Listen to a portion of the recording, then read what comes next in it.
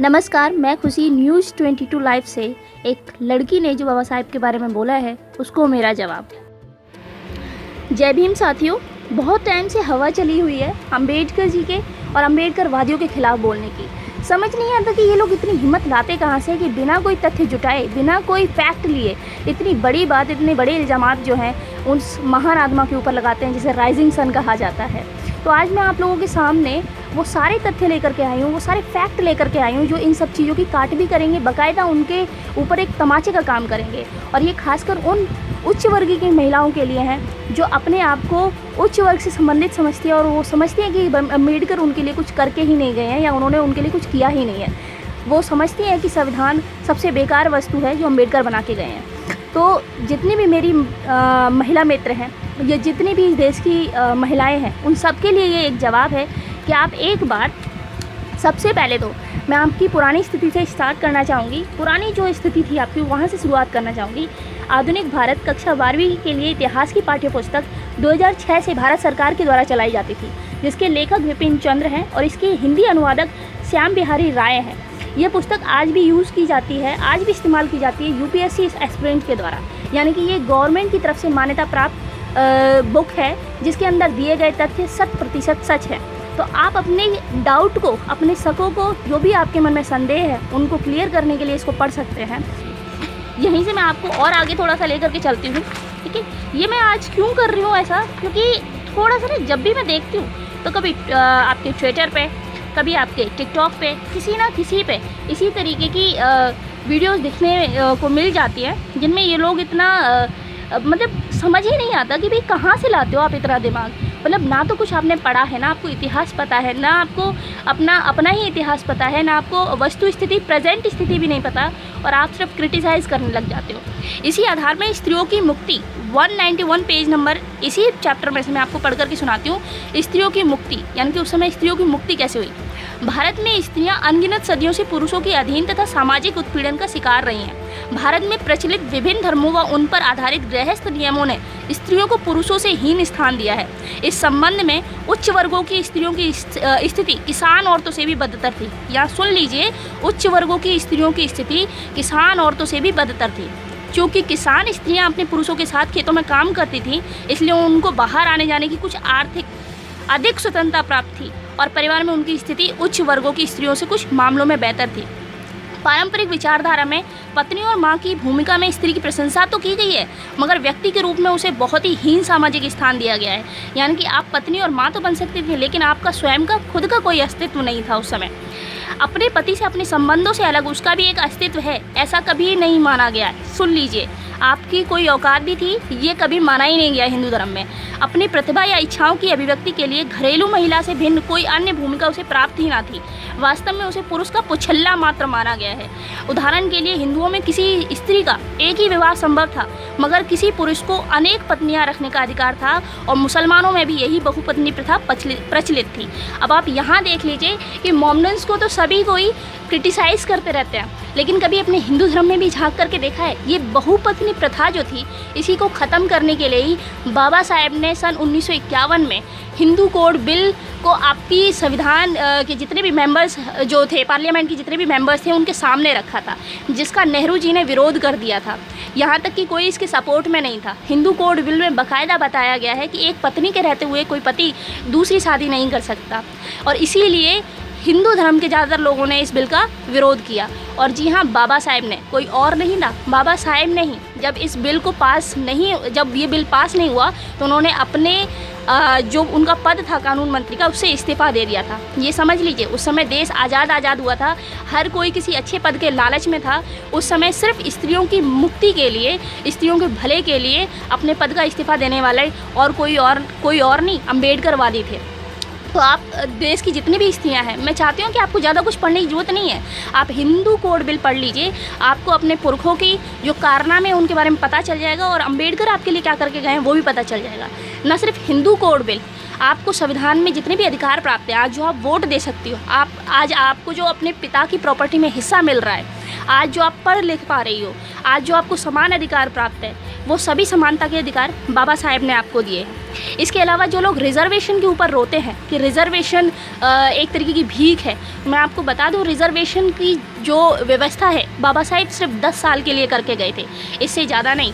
उन्होंने कहा था कि कमज़ोर जो वर्ग है उनको आगे बढ़ाने के लिए रिज़र्वेशन देना चाहिए, तब वो इक्वालिटी होगी। क्योंकि बहुत पुराने समय से ही भूमि अनुदान की प्रथा चली आ रही है। अगर आप इतिहास पढ़ेंगे तो आपको पता चलेगा कि राजाओं से सबसे ज़्यादा भीख में भूमि मांगने वाले ब्राह्मण ही रहे हैं। उन्होंने हमेशा ही राजाओं से भीख मांग करके भूमि प्राप्त की है और उसी भूमि पर फिर उन्होंने जो एसटी लोग हैं, शेड्यूल्ड ट्राइब के लोग हैं, उनसे खेती करवाना, उन्हें गुलाम बना करके रखना स्टार्ट किया। ये कोई छोटा मोटा प्रोसेस नहीं है, कई सालों से चला आ रहा प्रोसेस है।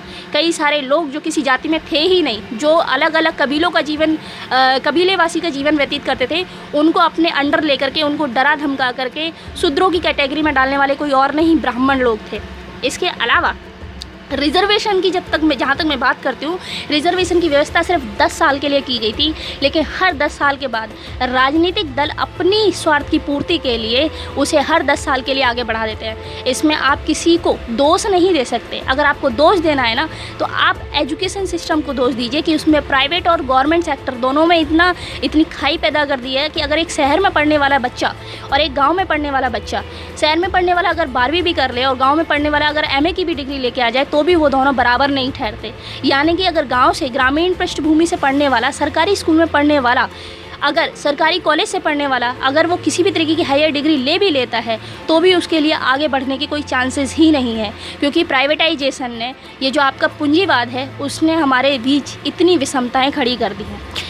इसके अलावा जो लोग कहते हैं कि संविधान इतना बकवास है कि दूसरों से उधार लिया गया है, ठीक है, सारा कॉपी पेस्ट है, तो मैं आपकी जानकारी के लिए बता दूं कि क्या क्या हमने दूसरे देशों से लिया है, क्या नहीं लिया है। बात दरअसल ये है कि जिसकी भी अच्छाई हमें अच्छी लगे, हमें ग्रहण कर लेना चाहिए। ये हम बचपन से सीखते आ रहे हैं।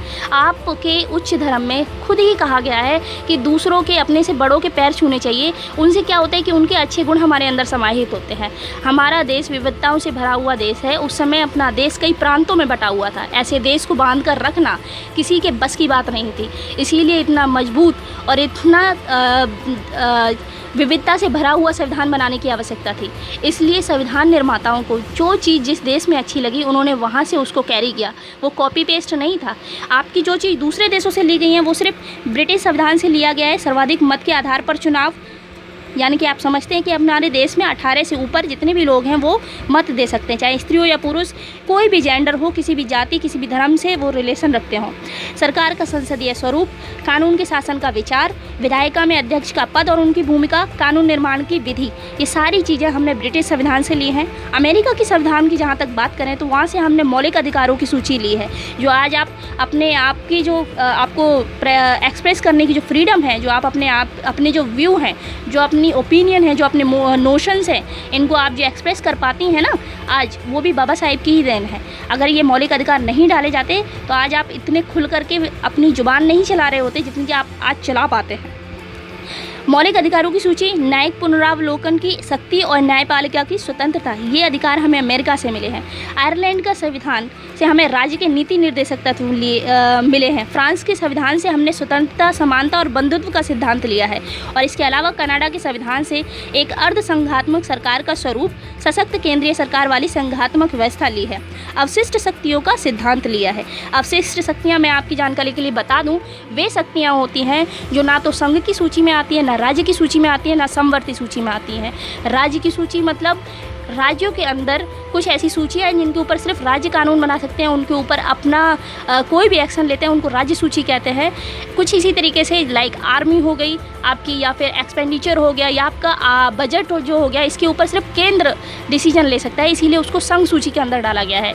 और समवर्ती सूची में वो सूचियाँ, वो विषय शामिल हैं जिन पर राज्य और केंद्र दोनों ही निर्णय ले सकते हैं। इसके अलावा जो बच जाती हैं उनको हम अवशिष्ट शक्तियाँ बोलते हैं, अवशिष्ट सूची बोलते हैं, जिसके ऊपर सिर्फ केंद्र का अधिकार होता है। तो मैं आपको बता दूं कि सिर्फ ये चीज़ें हैं जो विदेशों से ली गई हैं, विदेशों के संविधान से ली गई हैं। इसके अलावा जो आपका जितनी भी संविधान में चीज़ें हैं वो स्वयं की निर्मित हैं, किसी और से ली नहीं गई हैं। इसके अलावा जो आपकी स्वतंत्र न्यायपालिका है, इसका अधिकार भी बाबा साहेब ने ही दिया है, जिसके तहत आपके साथ अगर कोई भी अन्याय होता है तो स्वतंत्र न्यायपालिका के तहत ही आप उस न्याय के लिए गुहार लगा सकते हैं। ये ही नहीं है कि संविधान इतना कच्चा है, कभी कभी हो जाता है कि कोई आर्टिकल जो उस समय के हिसाब से बनाया गया था वो आज के समय में जाकर के टकराता हो, तो उसमें सुधार की भी व्यवस्था की गई है।